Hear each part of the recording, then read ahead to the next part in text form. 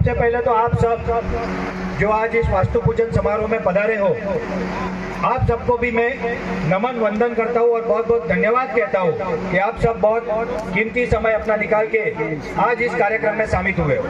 मित्रों, हम सब जानते हैं कि भारत अगर पिछले 300 साल का इतिहास हम छोड़ दे तो उसके पहले 5000 साल तक विश्व गुरु था।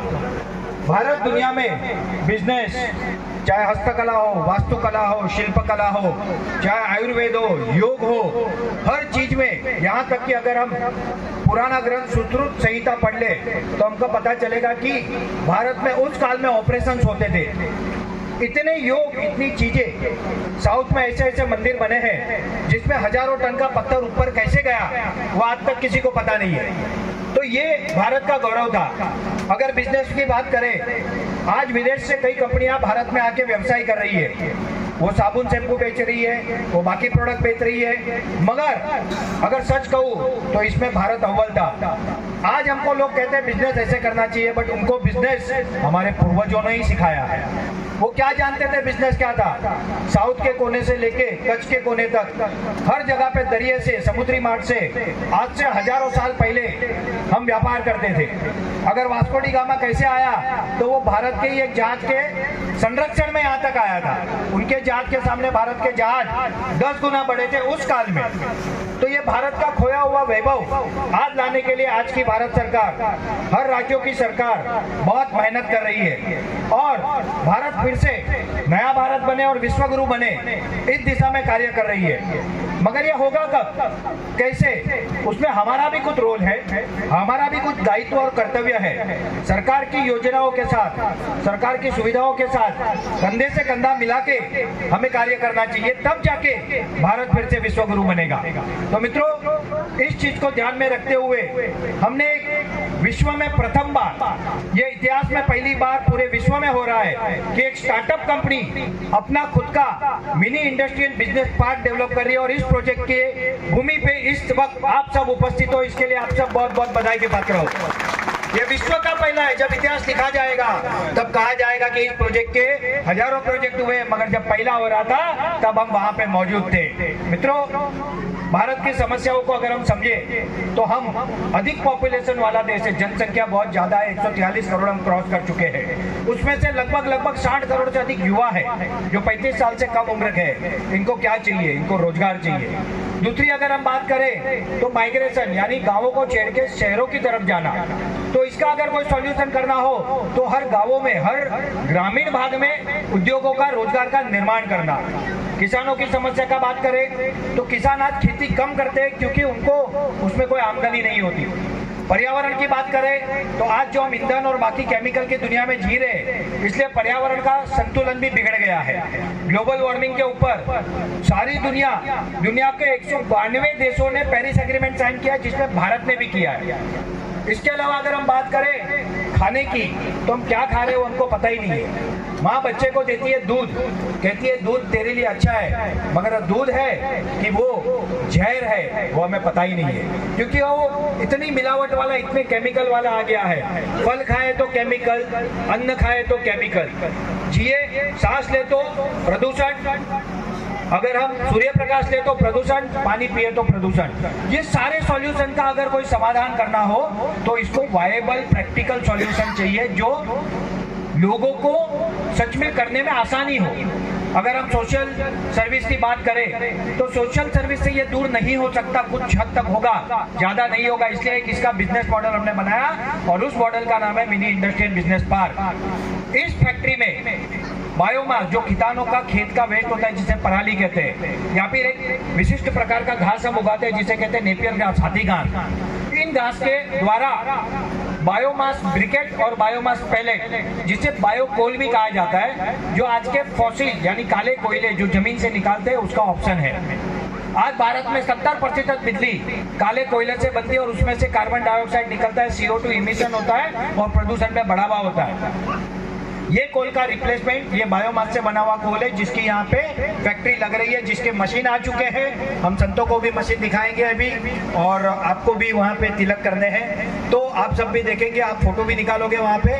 ये मशीन के द्वारा प्रेस करके प्रोसेस करके उसमें से जो पैलेट और ब्रिकेट बनते हैं, ये जो आज का काला कोयला है उसका 100% रिप्लेसमेंट है। और भारत सरकार ने एक नीति बनाई है जिसको कहते हैं समर्थ मिशन। इसके अंतर्गत भारत देश के हर थर्मल पावर प्लांट को गवर्नमेंट के कंपल्सन है कि उनके रिक्वायरमेंट के कोयले का 10% बायोकोल उनको उपयोग करना ही है।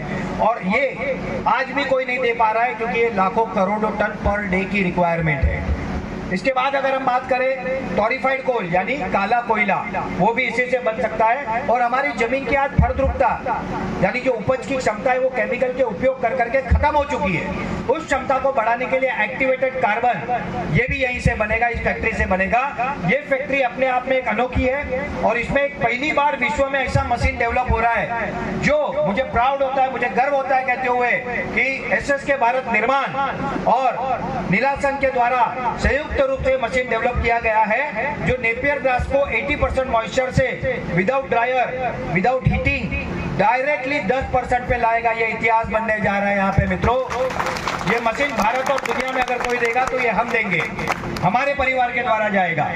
इसके अलावा हम दूध पी रहे, भैंस का पी रहे, जर्सी गाय का पी रहे। कई शास्त्रों में लिखा है क्या जर्सी गाय या भैंस का दूध पियो? शास्त्रों में लिखा है गाय का दूध पियो, देसी गाय का दूध पियो, क्योंकि वो अमृत तुल्य है। आज की जो जर्सी गाय है उसका जो प्रोटीन होता है वो प्रोटीन डाइजेस्ट नहीं होता और इसीलिए लोगों को अलग अलग बीमारी जिसमें प्रमुख रूप से डायबिटीज होता है। ये हमको पता ही नहीं, हम सब बोलते हैं हमको डायबिटीज हो गया, डायबिटीज हो गया। मैं यहाँ पे दावे के साथ कहता हूँ आज की जर्सी गाय के दूध ज्यादा जो पीते होंगे उसमें डायबिटीज का प्रमाण ज्यादा होगा। तो इसका सॉल्यूशन क्या? इसका सॉल्यूशन है देसी गाय के दूध और दूध के उत्पाद। मगर हम सब जानते हैं कि देसी गाय के दूध में उतना आउटपुट नहीं आता और इसलिए लोग उससे दूर जा रहे हैं। पहली बार हमने एक कॉन्सेप्ट बनाया है, इसी जगह पे 50 देसी गाय की डेयरी बन रही है और वो दूध नहीं, दूध के प्रोडक्ट यानी दही, पनीर, मक्खन, छाछ, लस्सी, घी, फ्लेवर्ड मिल्क और देसी गाय के दूध की बनी हुई पहली बार आइसक्रीम, ये एसएसके भारत देसी डेयरी फार्म। और जिसका स्लोगन है हमारे महाराष्ट्र में अभी सरकार ने एक स्लोगन दिया है, राजमाता, गाय को राजमाता का दर्जा दिया है। तो राजमाता देसी गाय के अमृत तुल्य दूध के बने हुए उत्पाद जो एसएसके भारत डेयरी देसी डेयरी फार्म के द्वारा पूरे देश में दिए जाएंगे। धीरे धीरे ऐसे हजारों फार्म हम खोलेंगे और उसमें से वो प्रोडक्ट बना के उसकी पूरी इकोसिस्टम हम बना रहे हैं। ये भी नवंबर एंड तक यहाँ पे शुरू हो जाएगा।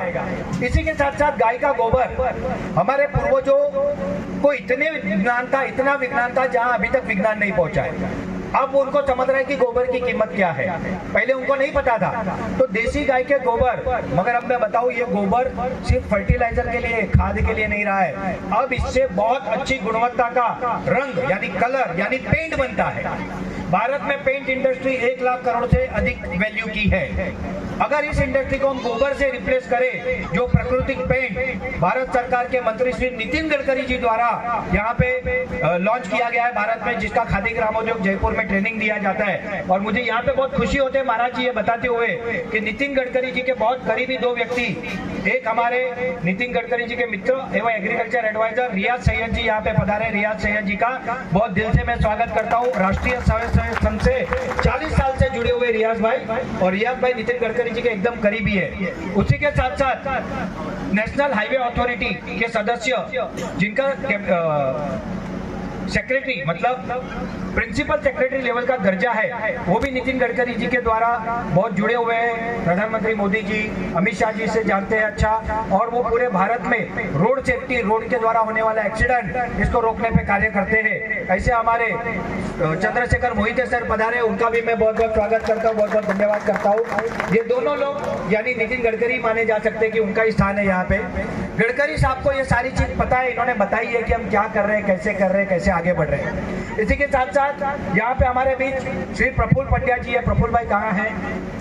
प्रफुल्ल भाई पीछे ऐसे ही बैठेंगे। प्रफुल्ल भाई पंड्या जी लगभग 45 साल से प्रधानमंत्री नरेंद्र मोदी जी के बहुत करीबी मित्र रहे हैं। आज भी वैसे ही वो एक सामान्य व्यक्ति की तरह जीवन व्यतीत करते हैं, मगर उनको सारी चीजों की, मंत्री पद की सारी ऑफर हो चुकी है, मगर उनको देश सेवा में काम करना है और उनका वेद का ज्ञान बहुत ज्यादा है। प्राचीन वैमान्य शास्त्र ऐसा कहते हैं कि भारत में विमान उड़ते थे। वो विमान कैसे उड़ते थे, जब मैंने उनसे चर्चा की तो मुझे पता चला कि वो पारे का विज्ञान था। पारे को ईंधन के रूप में उपयोग किया जाता था, वो जलता भी था और फिर आ भी जाता था, रिसाइकलेबल था। और वो उसके बारे में जो रिसर्च हो रहा है उनको मार्गदर्शन देने का काम प्रफुल्ल भाई पंड्या के द्वारा होता है। ऐसे शिरोमणि व्यक्ति आज हमारे बीच उपस्थित है, मैं उनका भी स्वागत करता हूँ। अमित शाह जी के करीबी लोग डॉक्टर चेतन सर और कुछ लोग हमारे आज आ नहीं पाए, बट वो भी इसको लाइव देख रहे हैं, वो भी हमारे साथ जुड़े हुए हैं। और बहुत सारे ऐसे यहाँ पे मान्यवर उपस्थित है, मैं नाम लूंगा तो बहुत लंबा समय जाएगा, मगर आप सबके सहयोग, आप सबके सहकार और आप सबके आशीर्वाद और प्रार्थना का ये परिणाम है कि हम यहाँ तक पहुँच पाए। इसलिए आप सबको बहुत बहुत धन्यवाद। मित्रों, इस देसी गाय के डेयरी पेंट के उत्पाद, ये पेंट जो नेरोलक का बर्जर पेंट या फिर आपका एशियन पेंट हो, इससे 50% रेट में हम दे सकते हैं और उससे अच्छा और कुदरती इसमें पॉजिटिव एनर्जी मिलती है, मगर ये क्वालिटी में उस पेंट को कहीं भी कम नहीं पड़ता। ऐसे पेंट का उत्पादन भी यहाँ पे होने जा रहा है। इसी के साथ साथ यहाँ के किसानों के द्वारा खेती करा के मसाला उद्योग, जिसमें यहाँ के किसान पहले बाहर से लाना पड़े तो हम लाएंगे, मगर आगे जाके यहीं के किसान खेती करेंगे, वही हल्दी वही मिर्ची, उससे हम मसाले बनाएंगे और उसको हम आगे ले जाएंगे। उसके लिए यहाँ पे दुबे जी हमारे पास है। दुबे जी, आपका सहयोग, आपका आशीर्वाद। दुबे जी मसाले में बहुत नॉलेज रखते हैं, उनका पूरा सहयोग हमारे साथ यहाँ पे है।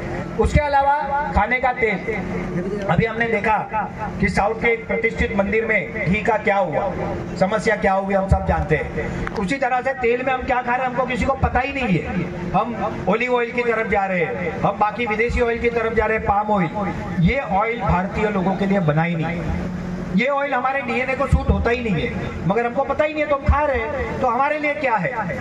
अगर उत्तर प्रदेश की बात करें तो सरसों का ऑयल, सरसों तेल, गुजरात की बात करें तो सिंगदाना तेल। इस तरह से जो भारतीय धान के भारतीय ऑयल है, ऑयल सीड, तिल का तेल, ये हमारे देश का प्रमुख तेल है और यही हमको खाना चाहिए।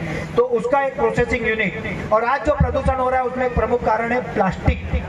तो कंपोस्टेबल बायोप्लास्टिक का एक यूनिट, इस तरह से ये पूरा प्रोजेक्ट, ये 12 से 15 करोड़ का प्रोजेक्ट है, जो दिसंबर तक रेडी होगा। और इसके अलावा विश्व में प्रथम बार हम ये कर रहे हैं कि सिर्फ माल नहीं बना रहे, माल बेचने के लिए हर गांव में अपनी दुकान भी बना रहे हैं। इसे हम कहते हैं SSK Bharat self service and supply centre, SSK Bharat SSC, जिसके माध्यम से हमको किसी के ऊपर निर्भर ना रहना पड़े। क्योंकि विदेशी कंपनियां इतना मार्जिन देती है, इतनी फॉरेन टूर बाकी के प्रलोभन देती है कि हमारी भारतीय कंपनियां कभी बड़ी हो ही नहीं पाती। उसको टक्कर देने के लिए भारतीय बुद्धिजीवियों ने मिलकर यह मॉडल बनाया है। मित्रों, आप सबका सहयोग, सहकार, आशीर्वाद प्राप्त हो, बस यही मनोकामना। बहुत बहुत धन्यवाद। जय हिंद, जय भारत, शुभम भवतु सर्वदा। तो मैं